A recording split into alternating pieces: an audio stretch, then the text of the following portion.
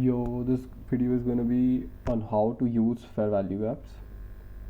So you can use fair value gaps as institutional support and resistance. What I mean by that is if price has traded into a fair value gap, till the time we are respecting it, I would expect price to be bullish. Similarly, for a bearish fair value gap, till the time we are respecting a bearish fair value gap, I expect price to be bearish. So this is institutional support, this is institutional resistance.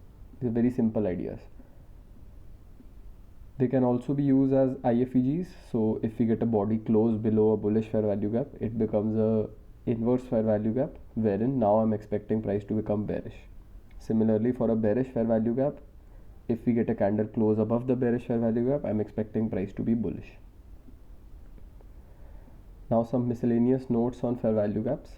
If we have multiple fair value gaps at a particular price level at the same time, then the highest time frame fair value gap is relevant. To decide whether a FVG is holding or not, we need to wait for the highest time frame fair value gap in a particular price leg or a particular price level to get disrespected. Now let's see what that means. So a price leg is any swing low to any swing high. So in this, we can take this as the swing low and this as the swing high. Now till the time this particular fair value gap on the 5-minute is getting respected, I cannot say that price is bearish. Now if I drop down on the 4-minute, I can see there is a 4-minute fair value gap in this leg, there's a 3-minute fair value gap, there's also a 2-minute fair value gap, and there's also a 1-minute fair value gap. Now till the time the 5-minute is holding, I don't care if the lower time frame fair value gaps are getting disrespected, because the 5-minute fair value gap in this leg is the highest time frame fair value gap.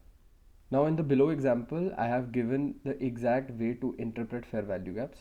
Let's say if there is a bullish fair value gap in this particular price leg, till the time the bullish fair value gap is unfilled and we are close to that unfilled fair value gap, I will temporarily switch my bias to bearish to fill this fair value gap.